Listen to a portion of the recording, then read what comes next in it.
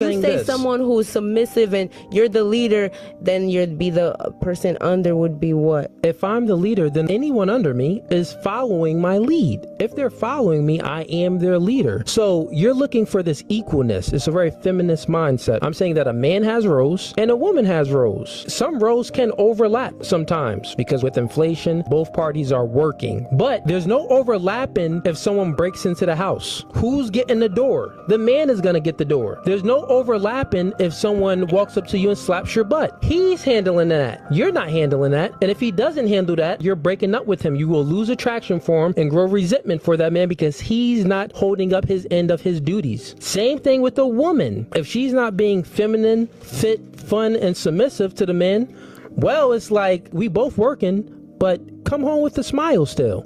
So greet me with a warm hug. Cook some food. I'm out there mowing the lawn. Bring me some lemonade. God dang, you see me mowing the lawn. So what I'm saying is there's roles to things. Sometimes it may overlap, but the man is still the leader. The man is the main decision maker. And the reason why is because he's just built that way. He's bigger, taller, stronger, faster. But not only that, he's less neurotic than a woman is. That means that he's not letting the stress and the adversities of the world overwhelm him. Hi, everyone. Welcome back to the channel. And you see the information on the screen, so you know I'm all about marriage. And today I am rejoined with Uche, who came out about 2 or 3 weeks ago, and we had such a great conversation that I really wanted to have her back. And so she cleared off a little piece of her schedule because she's very busy and she's building her own YouTube channel, so you should go check it out. I'll put a link down in the description. But she also brought in her sister today, who has a slightly different, concept of things. And her name is IJ. I am learning these names, guys, so you gotta, give me a little bit of grace today. But I am excited to see both of them and to actually talk about gender roles today, right? So I'm gonna give EJ, not IJ, but EJ, I'm going to give EJ a few moments to actually introduce herself, and then we can kind of get rolling. Okay. Hello, everyone. I'm EJ. As Jay said, thank you for having me on. Uche, thank you for inviting me as well. A little bit about myself. I am Nigerian. I am a pharmacist. I'm a fitness enthusiast. I love all things health. I am a mom to 2 teenagers, and a slightly different perspective, I guess, that I'm bringing is I am recently divorced after 19 years of marriage. And so I'm sure there's going to be a lot of questions that's going to come from that. So I'm excited to have a discussion today with you. Cool. So Uche, give us just a quick rundown, just to make sure that the people remember who you are and all the wonderful things that you are doing out here on YouTube. Okay, well, hello everyone, and I am a returning guest on Jay's channel. My name is Uche. I am married. September this year will make it 17 years that I've been married, and I'm from the Chicagoland area. I am a mom. I've got 3 boys with my husband, and yeah, I'm a registered nurse. Awesome. So, we all saw, that particular video. And I know, again, you ladies both have that Nigerian past. All right. And I know things are changing in Nigeria. Things are changing throughout the world. And I believe that one of the issues that we have right now is this concept of gender roles. And I think we have a place right now where everybody believes that they can do it all by themselves. You have women that are saying, oh, I'm independent. I can do everything by myself. I don't need no man. And honestly, you actually have men saying the same thing, that what do I really need women for? Because I can go out here, I can live my life, I can cook my own food. I don't really need, this woman in my life. And I personally believe that that's 100% against what God wanted. That's 100% against honestly what we need in our soul, in our spirit. Okay, so I'm just going to open it up, and I know EJ is our newest guest. So I'm just going to ask you, when you look at, like I say, what you might have understood from the Nigerian culture, and then when you're looking at American Western culture when it comes to gender roles, how do you feel that that is impacting relationships between men and women, okay, right now in our society? Mhm. I definitely think that the concept of gender roles has been watered down over the years. Back, decades ago, when our parents and grandparents, were getting married and establishing families, the family unit was more intact. Um, the concept of gender roles was more defined and accepted. And of course, like you mentioned, through time, that has been eradicated, has been watered down. The ideology, with people is different. The advent of what is it, feminism and all of that, has, or the feminist movement, I should say, I think has definitely played a role in that. I will say this, I know we're going to talk more, but, if I think that if people understand what roles are in the family, both the men and the women, if we understand, at least from my perspective, that a role of a man and woman is to build the family unit, is to make sure that they're on the same page. It's not oh, you cook, or you mow the lawn, or you do this, or you do that. It's we. If we change the language and make it more of, we're working together, regardless of who does what. We're working together. I think that maybe it'll be more accepted. The feminist movement has kind of poisoned that and made it seem like women are inferior to men. And some men do have that idea as well. But if we come together and we're like, wait a moment, you're male and female, we are built differently, absolutely, physically especially. But let us come together, be on the same page, so that we can make sure that this family that we've created, it becomes a healthy family. We'll raise these children and send them out as good citizens so that they can duplicate what they've learned in the household. I think that, if we can get back to that mindset, maybe, the concept of gender roles would be more accepted. Okay. So with that, what do you think, Uche, went wrong when it comes to, and I mean, this is a super broad thing, and I know honestly we could take that concept and talk about it for 5 hours. So, I understand that. But, just maybe one or two factors do you think went wrong when it comes to our current state of affairs when it comes to gender roles? The first thing that comes to my mind is that people believing that men and women are equal. Because when you believe that men and women are equal, not in we're equally human, Mm-hmm. but men and women are not equal in terms of how we operate. Mm-hmm. From our mindset to begin with, men and women do not think on the same plane. Mm-hmm. You pick a subject, it doesn't matter what subject you pick one subject, and a man's view and a woman's view are going to be slightly different. So men and women are not the same in terms of that. Then when it comes to physical strength, when it comes to the roles in a relationship, since that's what this channel is all about, relationships, men and women are going to complement each other more so than be the same.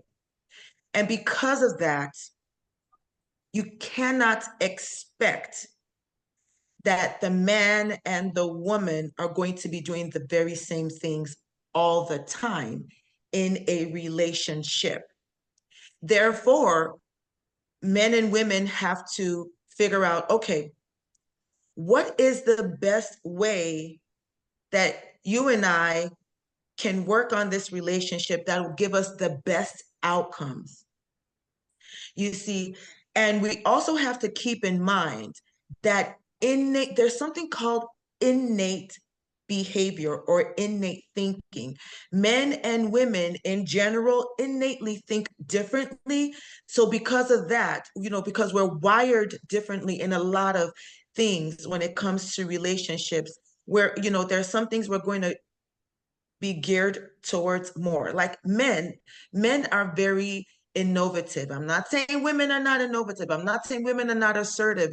They are. But men tend to build because their thinking is more wired that way. They tend when men step into that specific role of being innovative, being driven, being strategizers, being, organizers, and just building whatever it is they're building. Men tend to do better when they sit or when they operate from that mindset. They tend to do better. When it comes to women are geared more naturally in general, because I understand we have to speak in generalities here. In general, women are more geared to that nurturing mindset, or that nurturing, being wired that way, more caring, more forgiving, more cooperative. You see, women tend to bend a little bit and be like, oh, okay, let's figure this thing out. Not to say that women cannot build, not to say that women cannot lead, not to say that women cannot do all these things that men are naturally wired to do. It's just that innately we are geared towards that more fluidity. Women are more fluid in nature. So we can adapt to speaking in terms of relationships, we can be more adaptive to taking things and making something out of it. You see, while men are more the strong, creative builders from almost nothing, women are more, I'll take this thing and then I will help to just kind of, fill in the gaps. Women tend to have better outcomes when they sit in that wiring, that type of wiring. So it's not to say that men and women cannot cross over. It is more so what will give the best outcomes, because honestly, people do not get into relationships to get out of it. They get into relationships to see how can we create the best outcome? What works best? So if you know that when women sit in their more feminine energy, which is more fluid and more accepting and more cooperative, if women tend to be their best self in that kind of mindset, why not sit in that mindset and create something from that mindset instead of abandoning how you are naturally wired by the manufacturer and go over to the more staunch masculine cutthroat, because masculine energy is more cutthroat, and rightfully so. It should be that way, because you have that feminine energy that's just, flowing with things. That's why we're more nurturing. So why leave that as a woman when acting from that standpoint will bring out the very best in you? Why would you leave that and go over to this masculine energy and try to operate your whole life from that?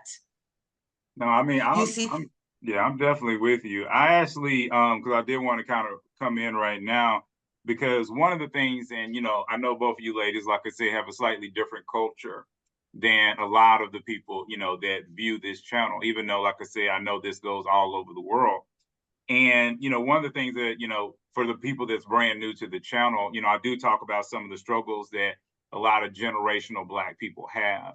And, recently I started to talk more about the fact that it's really only been in the last 50 years. And I think people really don't quite understand that, but that's about 2 generations. That's like going back to my grandfather. And when my grandfather was a young man, right? That's not even him growing up. That was when he was a young man. But it was at that point where Black men could actually protect their women. Really more now I think about it, more because I should have a child. So it's really more my dad, not my grandfather. It's more my dad. Okay, and that makes sense with me being born. And it was really right then that you actually have Black men in this country able to protect their women.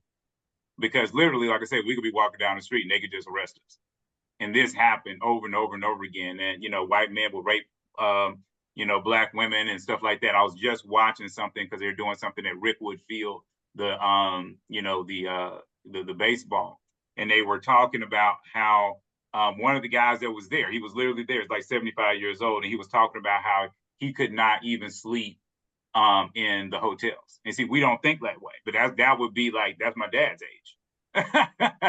And so that is part of, I know a lot of Black women's struggle is that, generational Black women's struggle is that they are dealing with situations where their mom and their grandmom, like I said, going back 2 generations, knew that they had to protect the family. It was them that had to protect the family and not the man. And I know a lot of what we're trying to do now in our modern culture is that we're trying to reverse this. We're trying to let Black women know that it's okay to go back into your feminine. It's okay that, Black men, the ones that are doing the right thing, they can handle it now. They can take charge of this now. But I wanted to talk a little bit, since we're talking mainly about gender roles, I wanted to know a little bit about what you ladies, saw in your own family, whether that be your parents and or in your own, coupling with your husband, or for you, EJ, with your ex-husband, but to understand, like, how did you guys deal with the gender roles? Like, for instance, my father was actually the person that cooked. My mom didn't cook. In fact, she couldn't cook. So my dad actually cooked. So that's something that people, see and they think, oh, well, the woman is supposed to cook, she's supposed to clean, she's supposed to do all these domestic duties. But in this particular situation, it didn't work that way. And then my neighbor across the street from me when I was married, little white lady, just the most wonderful person you ever want to meet. She used to cut the yard. And the reason why she did all the yard, cutting and stuff like that was because her mindset was her husband worked during the day. And she was actually a stay-at-home mom, right? So she cut the yard because when he came home, she wanted all of him. She did not want him spending any time doing anything else. So she wanted his full attention on her. So she would cut the yard and all the other kinds of, and in the middle of the day too. I mean, she wouldn't wait till the afternoon because that's when he would come home. So she'd be doing this at like 2 in the afternoon where it's hot, it's crap here in Georgia, and she would do it. So because I think this whole concept, like you said, Uche, is all about, making the family work. And I love the fact that we can try to help our people that watch understand that it doesn't have to be the stereotypical thing you see on TV. You know what I'm saying? You got to make the family work.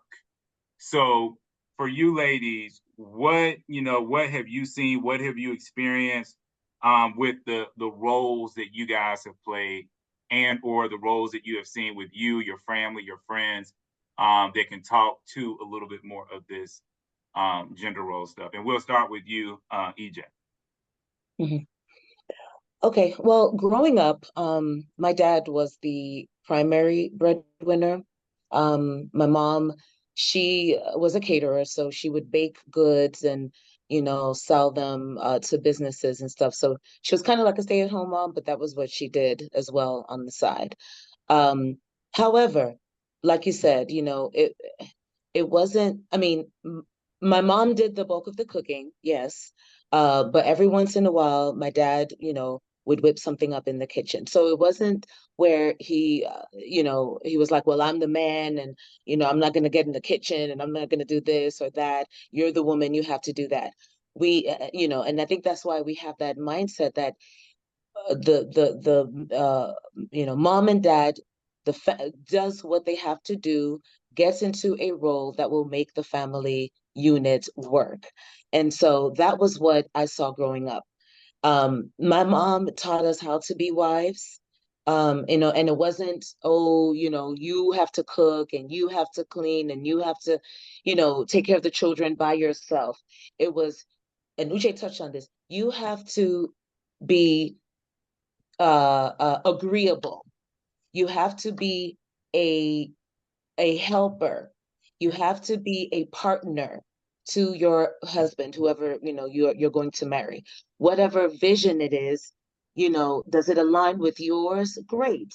Then let's get together and let's do what we have to do in our roles. And so that was my my experience growing up. Now, did you want me to talk about my own personal experience in my marriage, or we'll talk about the thing? Okay. So having learned that, I took that into my marriage. And I did marry a fellow Nigerian as well. Unfortunately, and this was a major reason why the marriage broke down. He did not come with he did not come with that same mindset of, okay, this is what my role is as the man. And I'll just get really candid. So I was having to basically do everything, I was having to play my role and play his role. And, that gets tired after a while. It gets exhausting. So I had to be, the nurturer, the feminine for my children. And then I also had to be the primary breadwinner where, I would have been okay with that if he had, because he was at home, if he had played the role of helping around, in the household. But he had that mindset of the gender specific, role where, well, I'm the man, and even though I'm at home all day, I should not have to go into the kitchen. I should not have to sweep up. I shouldn't have to, feed the children. I shouldn't, you know what I mean? So, so that was obviously that's not sustainable. And that's a major thing, a reason why my particular marriage, broke down. I mean, I get that. I get that. In fact, before I go to you, Uche, I did want to give a shout out because what you're saying right there, I actually have a friend that kind of went through something similar, and he was talking about, me and him have had long conversations about this. And so what happened was he's actually from the Caribbean, and him and his wife were doing some things, and evidently he lost his job, and he had lost his job for almost a year. And during this time, he even told me, he was like, dude, I would get up in the morning and he was like, I would clean that whole house. And he was like, I made sure that when my wife came home, the house was clean, the food was ready, because I wanted her to know, that I cared about this relationship, that I'm pushing hard for this relationship. And he was just like, I do not want her to look at me like I'm just a lazy bum. And the reason why I say that is because, again, I think sometimes a lot of men are leaning into what they think they see on television, right? And again, I'm more into the mindset of you got to do what you got to do to make it work, right? And the men on my channel, I'm always telling them to be servant leaders. A man should be a servant leader. And when we look at Jesus, because like I say, people see the cross on the screen, so I got to wax a little spiritual. And when you look at Jesus, Jesus worked harder than his disciples. And what we're supposed to do as men is we're supposed to use him as an example, okay, in order to lead others. And so I do not believe that a woman should work harder okay, than her husband. If the man wants to lead, if that's what you say you want, that's what you want to do, all right, then you're supposed to work harder than your wife. Now, this does not mean that the man is working 80% and the woman working 20. You know, I'm always saying something like maybe 52% to 48%. But a woman who finds a really great man should actually have a pretty easy life, because part of being that servant leader is to look at your wife and say, okay, how can I make your life better?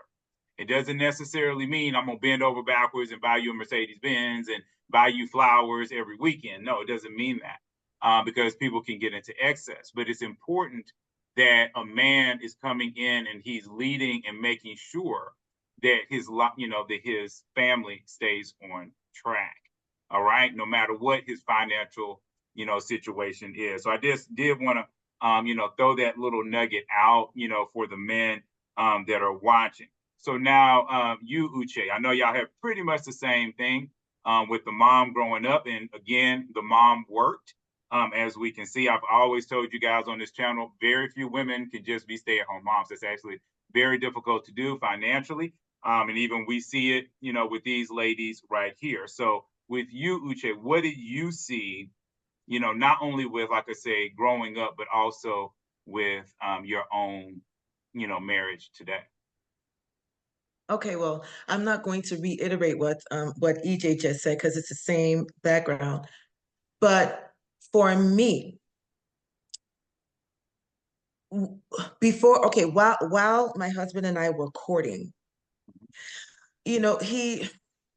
we had discussions here and there before we actually got married. We had discussions of, okay, what are you good at? What are you good at? This, that, and the other. They were not detailed. I guess because in his mind, he figured, well, you're a Nigerian woman. You just, you should know what to do, that kind of thing. So we really didn't, he didn't really get deep into this is your role, this is my role, this and the third. He kind of just figured, okay, you come from a good family, from what I've seen, you've been raised right. So we're just, okay, come on, let's get married. We're just gonna do it. So all these years, I pretty much just stepped into that. I think naturally, I just kind of stepped into that nice, feminine, fluid kind of role, because it brought out the best in me to just be that, mainly the more like I don't know if I should say playful role, but just not a very cutthroat, serious kind of role. I just kind of went with whatever was going on. And, I'm just naturally just more agreeable. And my sister can attest to that. And I just happened to be blessed that my husband stayed true to who he was as a masculine, manly man. And he never really did, till today, he has never wavered from that role. So I think because of that, it's actually has kept me in more of a feminine role than anything else. And I think that is what could possibly help men and women today. If the men actually stay true to who they were as men, like a manly, masculine man, it will help the woman also to be more, if he gets the right woman now, if he gets the right woman, it'll help her to be more settled into her feminine role. And it just kind of helps the relationship go here in the right direction in a healthy way.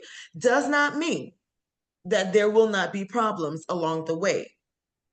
There will be, because we're human beings and we live on planet Earth. So it is what we're going to bump into each other. We're going to have that push pull.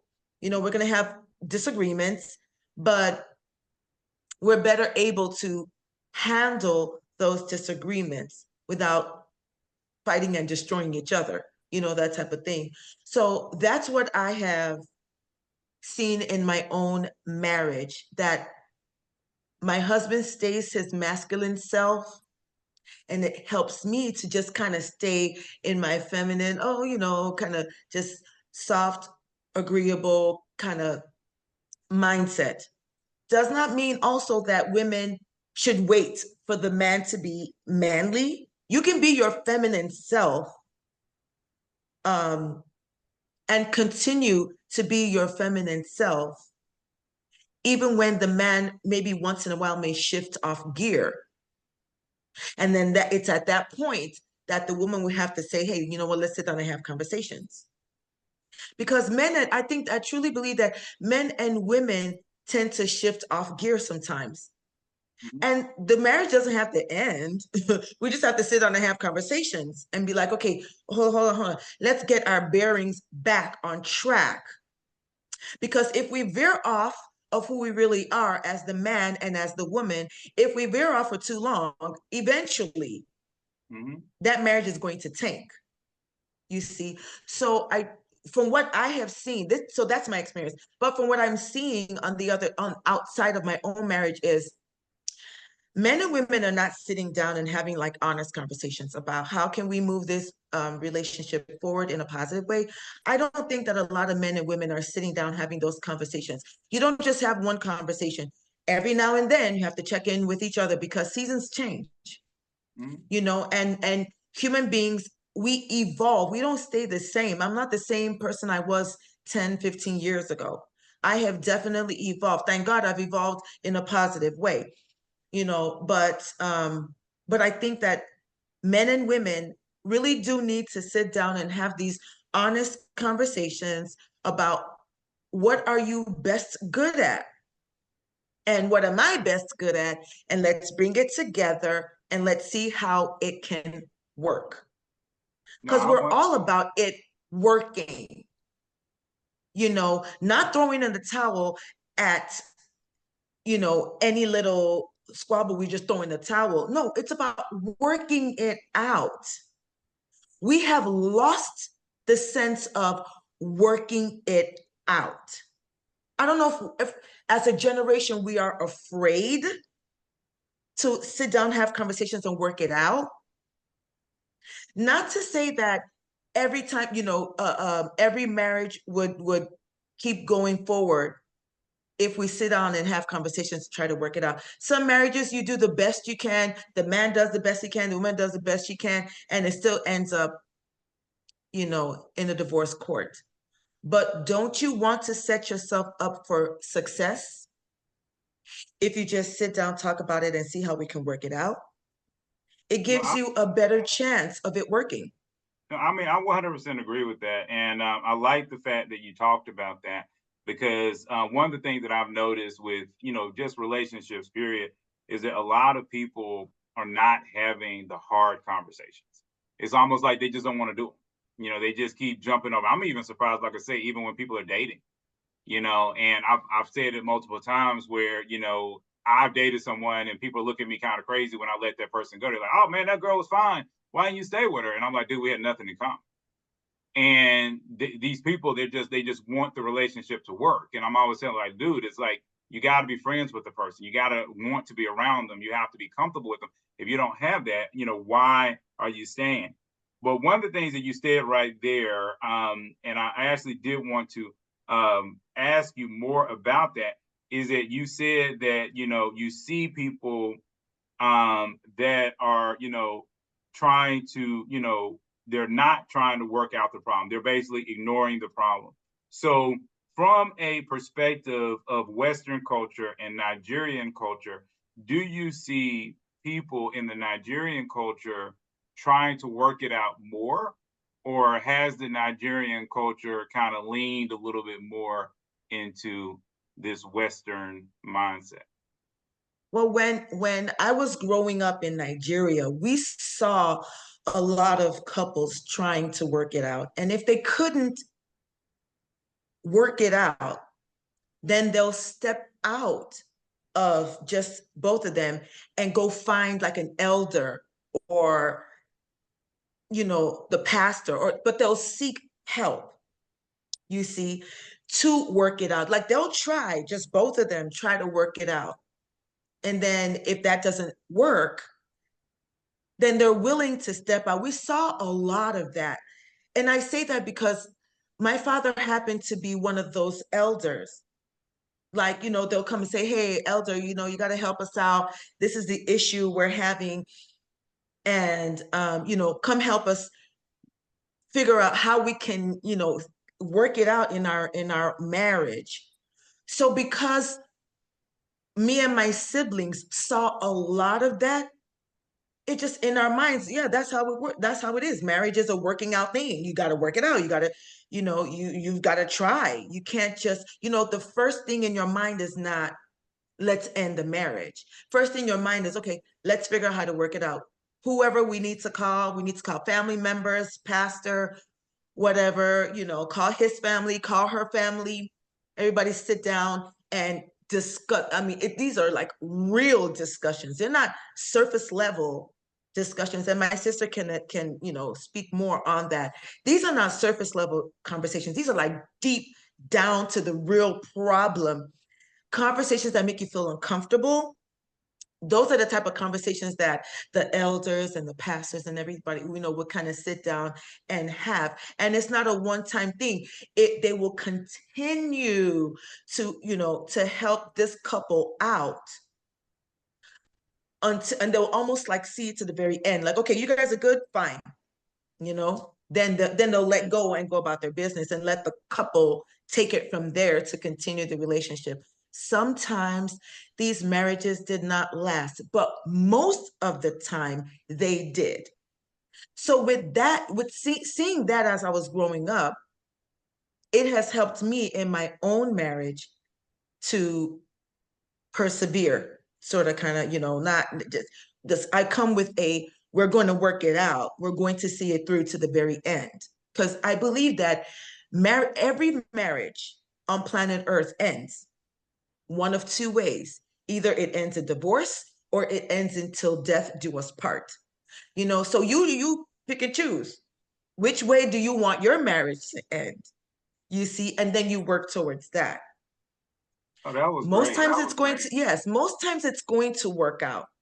That's just with everything in life, I mean, but don't you want to give yourself that chance though? What if it does work out?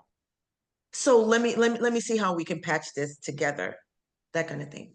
No, I think that's great. I mean, because so many people really need to be reinvigorated when it comes to, like I say, marriage. And again, that's one of the main reasons why, this channel exists. And I think your channel exists because we're trying to encourage people. But, since you brought your sister into it, I'm going to give her some really hard questions. You're like me, EJ, you are divorced, right? So I know like one of the things that I'm constantly thinking about is ways that I could have, made things better for my spouse, ways that, I could have been better. It's almost like Uche said, is there a point where I could have fixed it? And, in hindsight, say, okay, well, if I made a change there, would that have gone, into another direction? Like one of the things that I've learned is that like sugar, and I know people think that's so random, but sugar actually causes depression. And sugar is in so many, American foods. And I'm not going to put a lot of information, from my ex on the internet because I wouldn't do her like that. But one of the things that I noticed with myself is that not only did I go through a phase of depression, but I also went through a phase of slight brain fog where it was very difficult for me to focus. And I've spent the last 2 months, I think it's right at 2 months now, trying to seriously cut my sugar. And I have already seen the huge benefits. And I think to this day, like, what if I had put us on a healthier diet? What if I had, done little things like that? Would that have gotten away from some of the little skiffy things, that we actually went through? And like I said, while it seems very random, when I look back at our relationship, I can see areas where that could have played in. Now, there's a lot more to it, but again, like I said, there's probably dozens and dozens of things.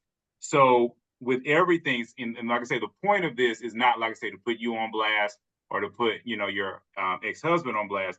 But what we're trying to do is we're trying to help people that might be going through something. Because if they get married, they're going to go through something. Okay? They're going to go through something sooner or later. So again, this is not to try to downplay him or anything like that.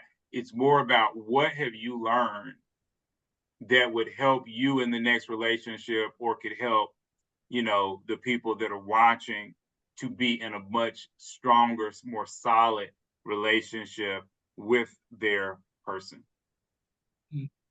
Okay. Um, First of all, part of the reason, well, the main reason actually why the marriage even lasted that long was because of interventions from, family and friends on both sides. My parents got involved, his parents got involved, his siblings got, the extended family. That's just normal in the Nigerian and I think African culture, where family does get involved because they want the preservation of the family unit. Um, Now, having looked back, uh, part of, yeah, I guess I'll just put myself on blast. I do tend to um, get easily irritated when things don't go my way. Um, when I'm not satisfied, it's like I have a vision. I'm a planner, and even before marriage, I already knew this was how things were going to go. This is what I wanted to see my life. And when we met at first, when we had our conversations, it seemed like, our visions aligned. However, after marriage, that was not the case. But I could have been softer in showing my frustration. Okay. Like if I would ask, I'm not a handy woman or anything, I kind of, I can throw down in the kitchen, but when it comes to hammering a nail, no, I'm not going to do all that. That's not my thing. But my ex is a big, strong guy, and so that was kind of what I expected him to do because he not because he's a man, but because he was good with things like that. However, when that it would be like, okay, can you fix this, or and that wasn't done, and I'd say it once or twice or three times like, hey, it's not fixed, then I get angry, and then my response was not a soft response, and that happened several times over the course of 19 years. We actually were together for 25, but married for 19. And so that, I believe, caused him to develop resentment towards me, so where, there was no there was no romance from him towards me. There was all of that it was lacking, and so it kind of became this vicious cycle where, well, I'm not getting love from you, well, I'm not getting respect from you, and that's how it just kind of again, just was back and forth and forth and back. And so I think that just on my end, I definitely could have handled um my expectations not being met. I could have handled it in a different way. And now I don't know if that would have kept the marriage, because like you said, that wasn't it. There were so many other bigger things. But moving on, because I definitely, just because my marriage ended, I don't, I still believe definitely in the marriage institution. And if it's God's will and he wants to bless me and that's my path, yeah, I'm definitely open to, getting married again. And now I know, okay, I've definitely learned from that, among other things, is to to change my tone, to change the way that I respond to disappointment, to change the way that I look at like when things are not going my way, the way that I respond to that. That's the one thing, I guess, if I'll pick one thing that I definitely will change moving I think forward. And I'm working on that. no, I mean I think that's great, and I mean because like I said, nobody's perfect. And like I say, hopefully people will respect that in the comments and different things like that. Nobody's perfect. And one of the things that I like that you said right there, which I think gets overlooked a lot, and I think that leads me into, another question that I'm going to ask Uche in a minute, but men have emotions. And I think a lot of women forget that.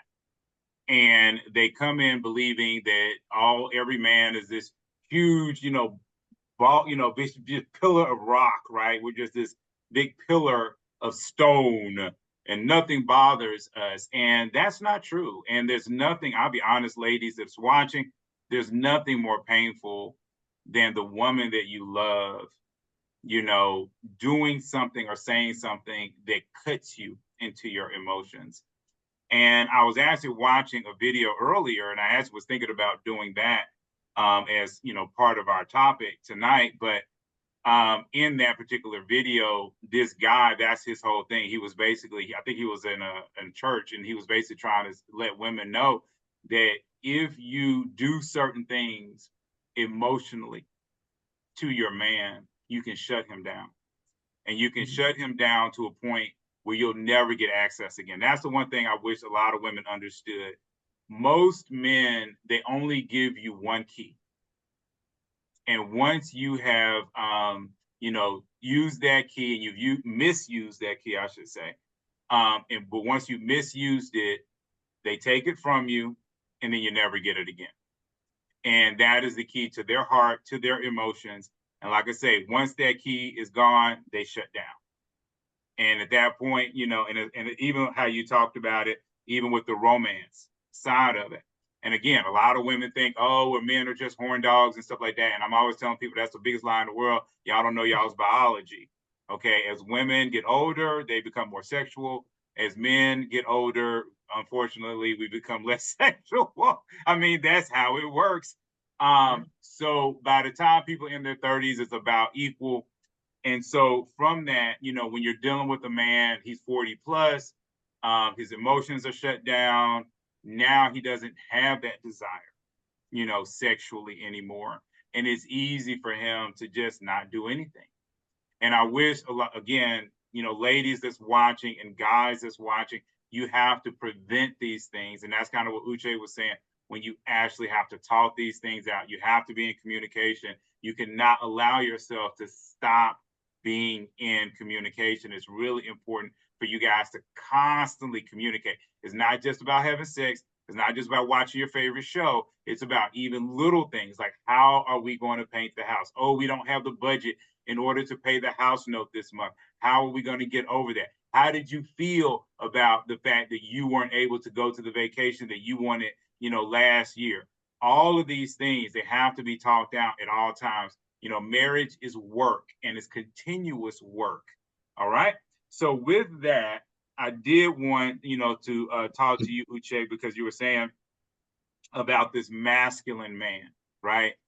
And when we started to talk about it, people on my channel, they've heard me say a million times about the 3 different types of personalities, right? There's the instinct type, there's the thinking type, and there's the heart type. And I'm not sure if you're that familiar with those, but the instinct type is what you would probably call that manly man, right?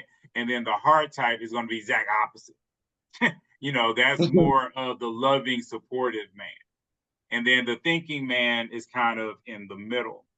So the issue is, when we look at all personalities throughout the world, and when we analyze them in any type of personality test, what we see is it's rare to get more than 20 to 25% of any population of men or women that end up in this instinct energy, right? So 75% of men are not manly men, okay?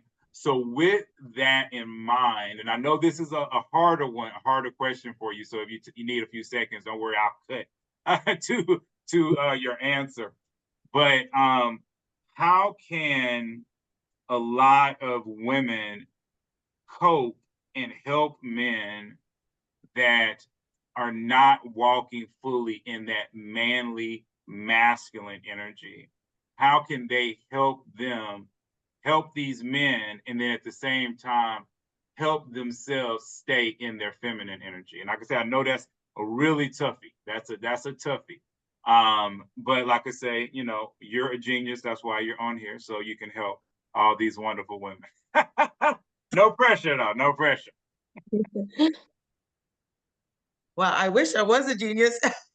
But anyway, in my opinion, I do not believe that there is one specific answer to this. I think it's just there's layers to this, because there are a lot of factors affecting how men place themselves. Like you're saying, the instinct type, the heart type, the manly man. I'm not familiar with those kind of terms, but there are lots of different reasons why a man typically would not step into that manly role.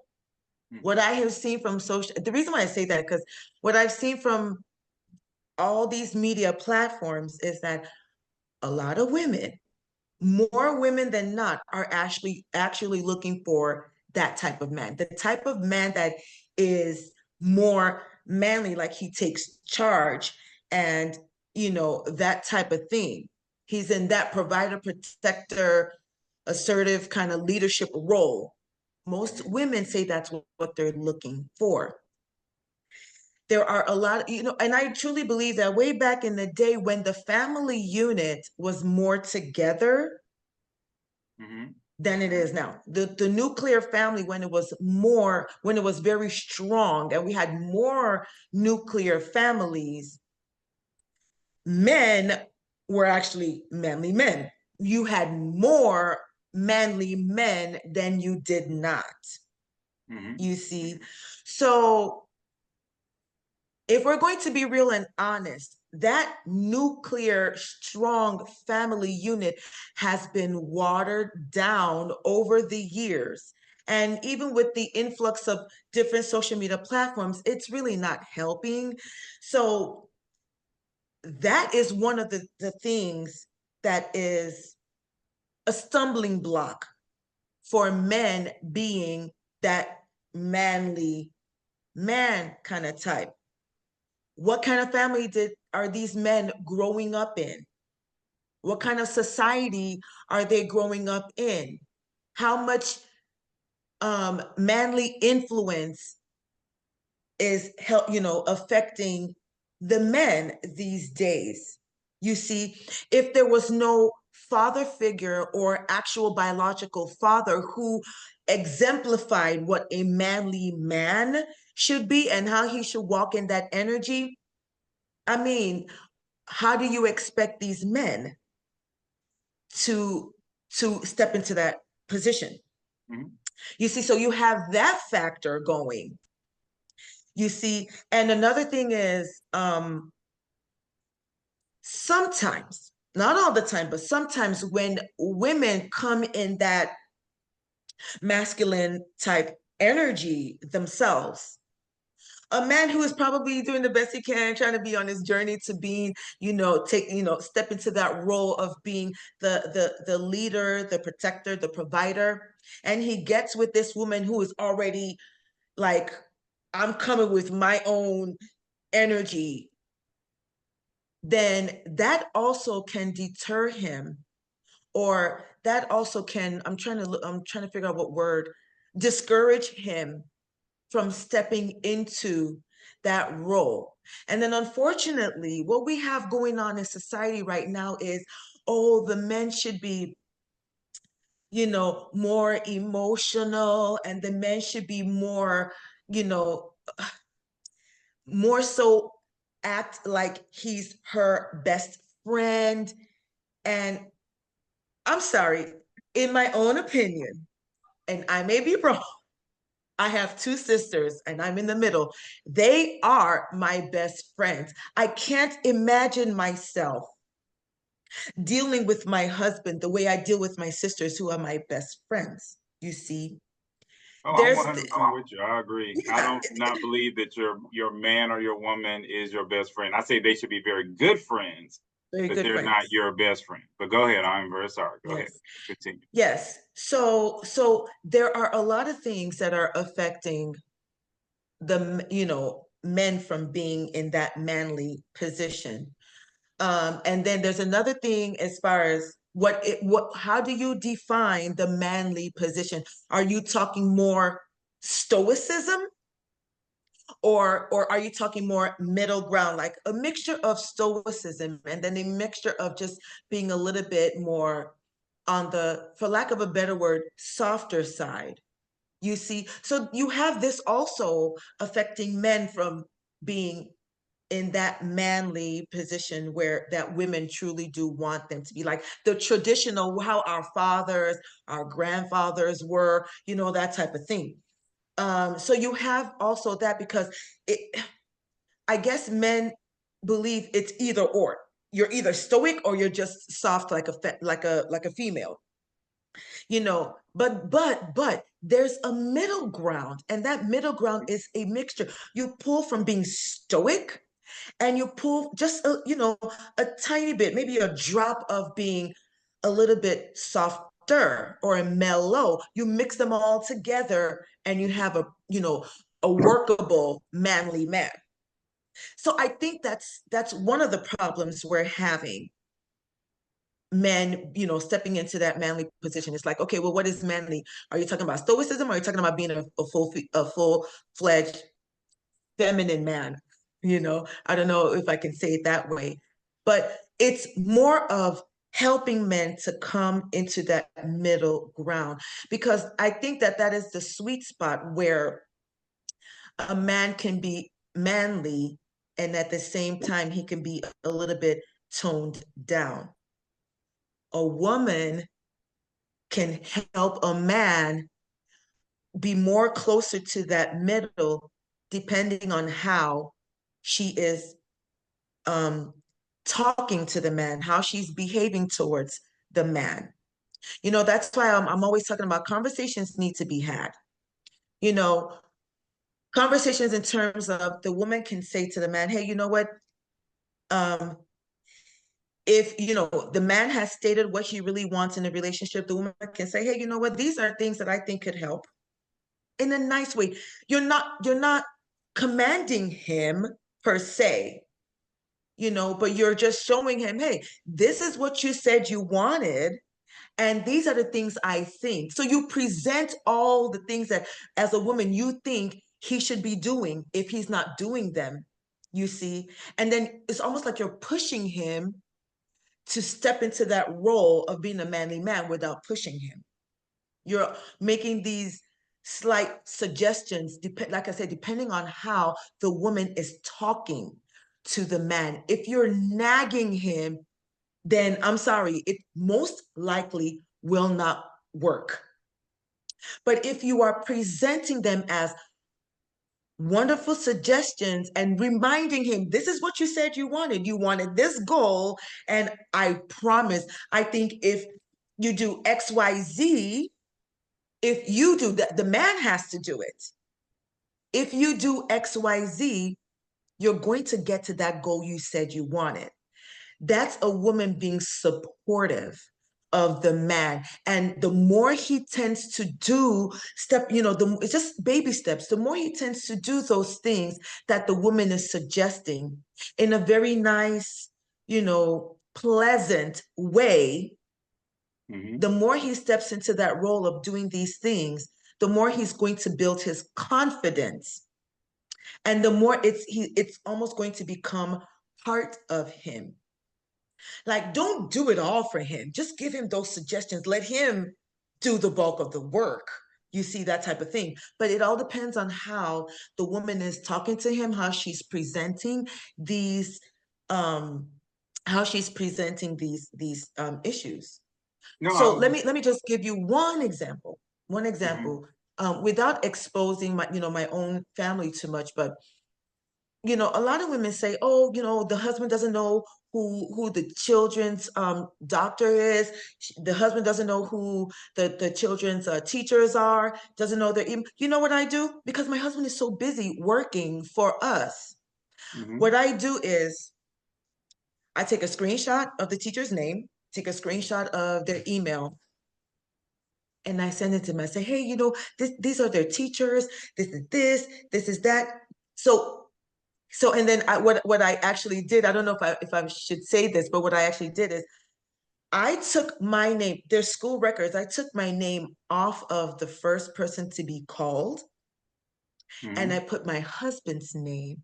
I did tell him that that's what I was thinking is a better way for our family to grow in a positive way. And you know what? As manly as my husband is, he said, I think that's a good thing too. So that's what so I'm just saying these little things. So now this, if the school has any questions, he's the first one to get called, you see. I didn't say things like, oh, he doesn't know their teachers' names. Oh, no, I just figured if I do these little things, like I, take a screenshot of the teacher's name, their email, and send it to him. I took my name is on their school records, but his name is now the first person to be called.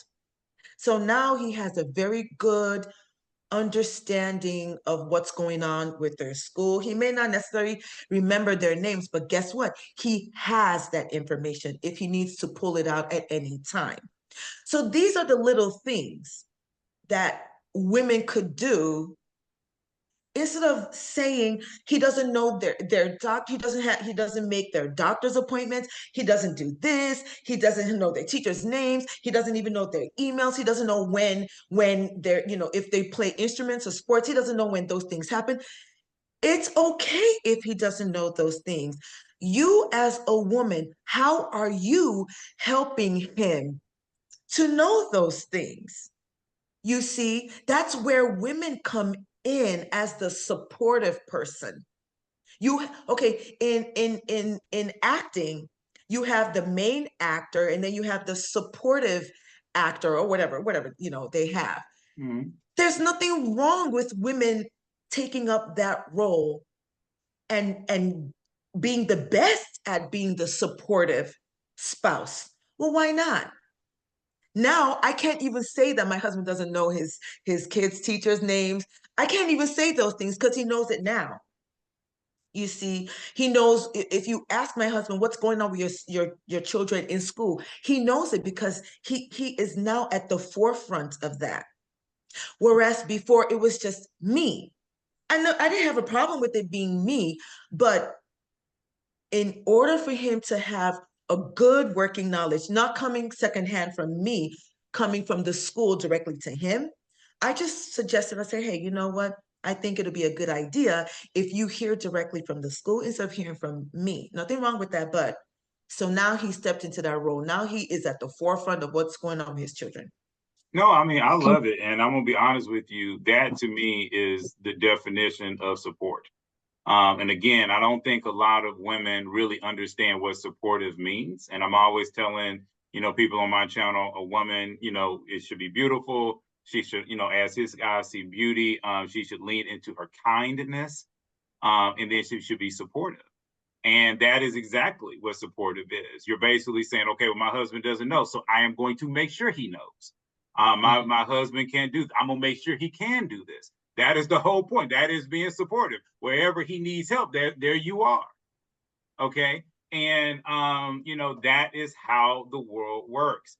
But again, I know we're out of time because it has been already an hour. It's just so crazy. Time goes by so fast. But I definitely thank, EJ and Uche for coming out. Again, guys, Uche does have her own channel. I will put the link down in the description below. Remember that there is just a lot of information in that description below, period, because I'm all about marriage. And so I want to talk to people about marriage. If you want to come on and talk to me, if you think you have something to say, please hit me up on Instagram. You see the information right there on the screen. But again, I thank these wonderful ladies for hanging out. And I ask you to subscribe, okay, and give it a big old thumbs up. And I will see you all in the very next video.